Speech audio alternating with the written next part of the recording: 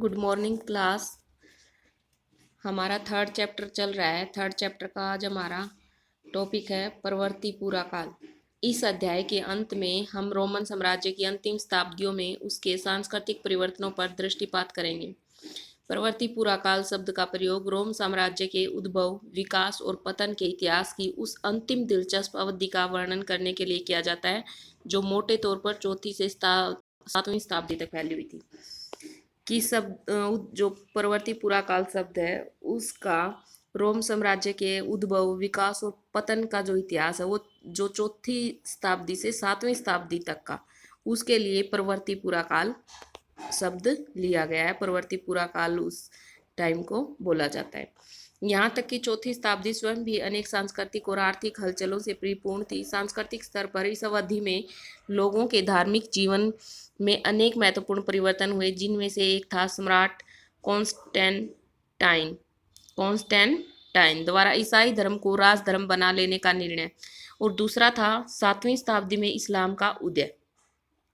सातवीं शताब्दी में इस्लाम का उदय एक तो था जो सम्राट कॉन्स्टेंटाइन था उसका ईसाई धर्म को राज धर्म बना देना, और दूसरा था सातवीं शताब्दी में इस्लाम का उदय। ये दो महत्वपूर्ण परिवर्तन सातवीं शताब्दी में देखने को मिले। लेकिन राज्य के ढांचे में भी उतने ही महत्वपूर्ण परिवर्तन हुए। ये परिवर्तन सम्राट डायोक्लिशियन के समय से प्रारंभ हुए। सम्राट डायोक्लिशियन ने देखा कि साम्राज्य का विस्तार बहुत ज़्यादा हो चुका है और उसके अनेक प्रदेशों का सामरिक या आर्थिक दृष्टि से कोई महत्व नहीं है। इसलिए उसने उन हिस्सों को छोड़कर साम्राज्य को थोड़ा छोटा बना लिया।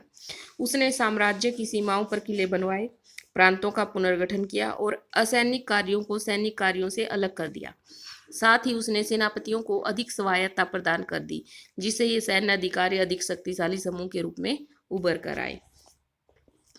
आगे है, ये आपको पिक्चर भी दिखाई गई है सम्राट कॉन्स्टेंटाइन की।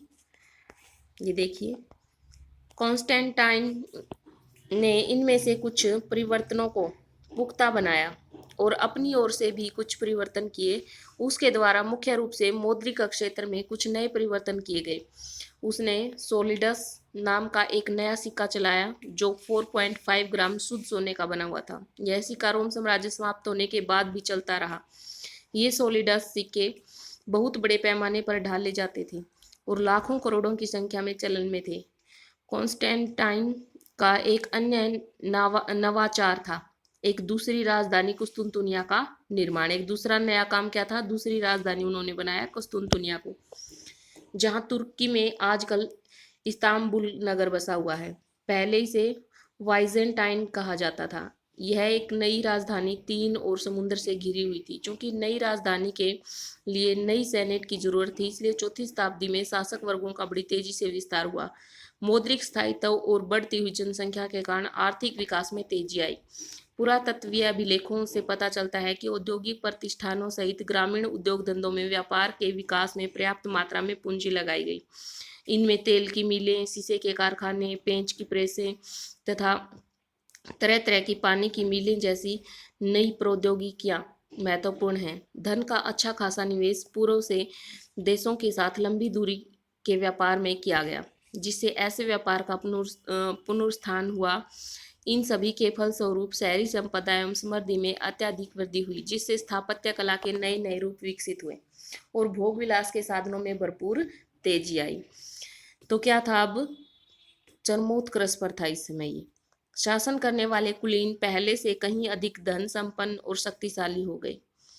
क्योंकि व्यापार ज्यादा बढ़ा, तो व्यापार ज्यादा बढ़ेगा तो क्या होगा? आर्थिक हालात सुधरेंगे। मिस्र में पूर्ववर्ती शताब्दियों में पेपाइरस पौधे के पत्तों पर लिखे हुए सैकड़ों दस्तावेज मिले हैं। कौन से पौधे के? मिस्र में मिले हैं पेपाइरस पौधे के पत्तों पर लिखे हुए, जिनसे यह पता चलता है कि तत्कालीन समाज अपेक्षाकृत अधिक खुशहाल था, जहां मुद्रा का व्यापक रूप से इस्तेमाल होता था। ग्रामीण संपदाएं भारी मात्रा में सोने के रूप में लाभ कमाती थी।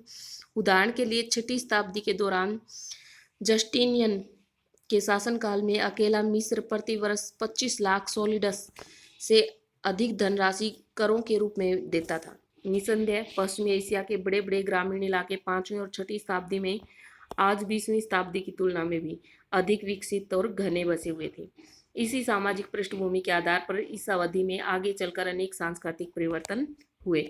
यूनान और रोमवासियों की जो पारंपरिक धर्म संस्कृति बहुदेववादी थी, यानी कि वो एक देवता की नहीं कई देवताओं की पूजा करते थे। ये लोग अनेक पंथों एवं उपासना पत्तियों में विश्वास रखते थे और जुपिटर, जूनो, मिनर्वा और मॉर्स जैसे अनेक रोमन इतावली देवों और यूनानी तथा पूर्वी देवी देवताओं की पूजा भी करते थे। तो इससे पता चलता है कि उनकी जो धार्मिक संस्कृति थी बहुदेववादी थी, जिसके लिए उन्होंने साम्राज्य भर में हजारों मंदिर, मठ और देवालय बना रखे थे। बहुदेववादी स्वयं को किसी एक नाम से नहीं पुकारते थे। रोमन साम्राज्य का एक अन्य बड़ा धर्म यहूदी धर्म था। सबसे बड़ा धर्म क्या माना जाता था वहाँ? यहूदी धर्म। लेकिन यहूदी धर्म भी एकासम यानी विविधताहीन नहीं था, उसमें भी अलग अलग विविधताएं थी। अर्थात परवर्ती पूरा काल के यहूदी धर्म में अनेक विविधताएं मौजूद थी। अतः चौथी या पांचवीं शताब्दी में साम्राज्य का ईसाईकरण एक कर्मिक एवं जटिल प्रक्रिया के रूप में हुआ। बहुदेववाद विशेष रूप से पश्चिमी प्रांतों में आसानी से तुरंत गायब नहीं हुआ। हालांकि ईसाई धर्म प्रचारक वहां प्रचलित बहुदेववादी मतांतरों और धार्मिक रीति रिवाजों का लगातार विरोध करते रहे और ईसाई जनसाधारण की तुलना में बहुदेववादी की निंदा करते रहे। चौथी शताब्दी में भिन्न भिन्न धार्मिक समुदाय के बीच की सीमाएं इतनी कठोर और गहरी नहीं थी जितनी कि आगे चलकर हो गई। ऐसा शक्तिशाली बिशपों की कोशिशों के कारण हुआ, जिन्होंने अपने अनुयायियों को कड़ाई से धार्मिक विश्वासों तथा रीति रिवाजों का पालन करने का पाठ पढ़ाया। उन्होंने जो ईसाई धर्म था, उनके जो बिशप थे, उन्होंने कहा कि जो उनका धर्म है, उनके जो रीति रिवाज हैं, उसका क्या है, सख्ती से पालन करना चाहिए। जनता में आम खुशहाली खासतौर पर पूर्वी भागों में अधिक फैली, जहां आबादी छठी सदी के मुख्य भाग तक बढ़ती रही थी। हालांकि वहां प्लेग की महामारी का प्रकोप हो चुका था, जिसके कारण 540 के दशक में लगभग संपूर्ण भूमध्य सागरीय प्रदेश प्रभावित हो गया था। इसके विपरीत पश्चिम में साम्राज्य राजनीति दृष्टि से विखंडित हो गया, क्योंकि उत्तर से आने वाले जर्मन मूल के समूह ने सभी बड़े प्रांतों को अपने कब्जे में ले लिया था और अपने अपने राज्य स्थापित कर लिए थे, जिन्हें रोमोत्र राज्य कहा जाता था। क्या कहा जाता था? रोमोत्र राज्य। इनमें से सबसे महत्वपूर्ण राज्य थे स्पेन में विसिगोथों का राज्य, जिसे अरबों ने 711 से 720 के बीच नष्ट कर दिया। विसिगोथों का जो राज्य था वो अरबों ने नष्ट कर दिया था। गौल में फ्रैंकों का राज्य था 511 से 687 ईस्वी तक, और इटली में लोम्बार्डों का राज्य। ये राज्य एक भिन्न किस्म की दुनिया की शुरुआत के पूर्व संकेत थे, जिस दुनिया को आमतौर पर मध्यकालीन कहा जाता है। पूर्वी भाग में जहां साम्राज्य संयुक्त बना रहा, जस्टिनियन का शासनकाल समृद्धि और शाही महत्वाकांक्षाओं का उच्च स्तर का घोतक था। जस्टिनियन ने 533 में अफ्रीका को वैंडलों के कब्जे से छुड़ा लिया और इटली को ओस्ट्रोगोथों से लेकर वापस उस पर अधिकार कर लिया। इससे देश तहस नहस हो गया और लोम्बार्ड के आक्रमण के लिए रास्ता तैयार हो गया। 7वीं शताब्दी के प्रारंभ दशकों में आते आते रोम और ईरान के बीच लड़ाई फिर छिड़ गई और ससानी शासकों ने मिस्र सहित सभी विशाल पूर्वी प्रांतों में बड़े पैमाने पर आक्रमण कर दिया। वाइजेंटियन, अब रोम साम्राज्य को ज्यादातर इसी नाम से जाना जाता था, ने 620 के दशक में इन प्रांतों पर फिर से अपना कब्जा कर लिया, लेकिन उससे कुछ ही वर्ष बाद उसे दक्षिण पूर्व की ओर से एक बहुत जोरदार अंतिम धक्का लगा, जिसे वह सहन नहीं कर सका। अरब प्रदेश से शुरू होने वाले इस्लाम के विस्तार को प्राचीन विश्व इतिहास की सबसे बड़ी राजनीतिक क्रांति कहा जाता है। 642 तक, जब पैगंबर मुहम्मद की मृत्यु को मुश्किल से 10 साल हुए थे, पूर्वी रोमन तथा ससानी दोनों राज्यों के बड़े बड़े भाग भीषण युद्ध के बाद अरबों के कब्जे में आ गए। किंतु हमें यह बात ध्यान में रखनी चाहिए कि उभरते हुए इस्लामी राज्य की जीतें, जो एक शताब्दी बाद अंततः स्पेन, सिंध और मध्य एशिया तक फैल गई, अरब जनजातियों को ही पराजित करने से हुई। अरब से शुरू होकर ये जीतें सीरियाई रेगिस्तान तथा इराक की सरहदों तक पहुंची, जिसके पश्चात मुस्लिम सेनाएं और दूर दूर तक गई। जैसा कि हम अगले विषय 4 में देखेंगे, अरब प्राय द्वीप और वहां रहने वाली अनेक जनजातियों के एकीकरण के कारण ही इस्लाम धर्म का जो क्षेत्रीय विस्तार है वो हुआ था। आज हमारा ये लेसन कंप्लीट हो गया है। कल हम हमारा 4th लेसन करेंगे, इस्लाम का उदय और विस्तार।